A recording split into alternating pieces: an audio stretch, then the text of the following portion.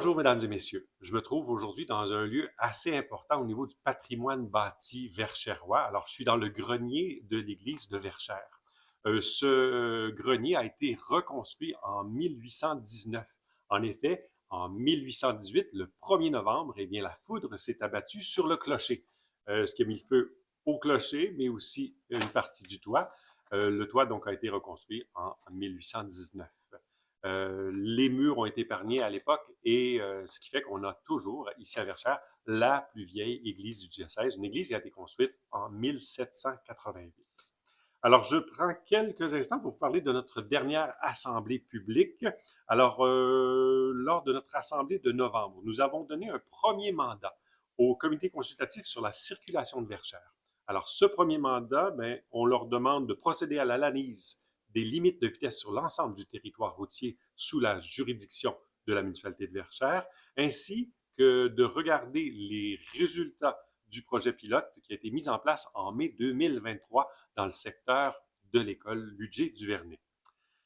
Nous avons aussi adopté les budgets qui mènent à l'augmentation des différentes quotes-parts auxquelles Verchères est obligé de contribuer. Alors, je vous fais un bref résumé. Il y a l'ARTM qui demande une augmentation de 6 %.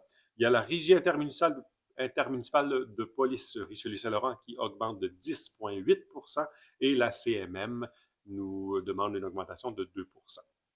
Alors, depuis les dernières années, je l'ai souvent dit, pour une population de 5800 citoyens, on se questionne comment est-ce que nous, on peut continuer d'assumer des augmentations aussi importantes année après année. Alors, on va continuer notre travail pour trouver des solutions avec nos différents partenaires.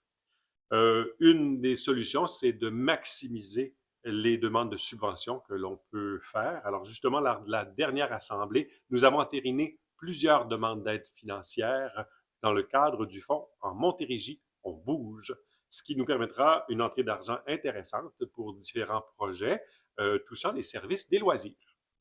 Je vous remercie beaucoup pour votre attention. J'espère avoir la chance de vous voir le 6 décembre prochain lors de la veillée illuminée dans le parc Jean-Marie Moreau, où nous ferons le dévoilement du nouveau logo de notre municipalité. Tous, je vous souhaite de passer un très beau mois de novembre. Au revoir.